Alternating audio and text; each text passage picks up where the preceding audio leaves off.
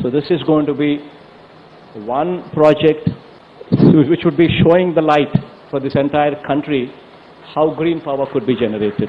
రాబోయే రోజుల్లో green energy అంటే ప్రపంచం ముందు మొత్తం అందరూ కూడా చర్చించుకునే పరిస్థితి వస్తుంది. ఇది జరుగుతుందని చెప్పి కూడా మరొకసారి మీ అందరికీ తెలియజేస్తున్నా. ఎలా ఉందిరా? ఆ భాష అంటే భాష అది హిందీ అంటే తెలుగు. 2025 జనవరి 6వ తేదీన గ్రీన్ అమోనియాకి గ్రీన్ సిగ్నల్ ఇచ్చాం. మనం చేయని కూడా ఎంత స్ట్రాంగ్ గా చెప్పొచ్చని మిమ్మల్ని చూస్తేనే తెలుస్తుంది సార్. ఇప్పుడు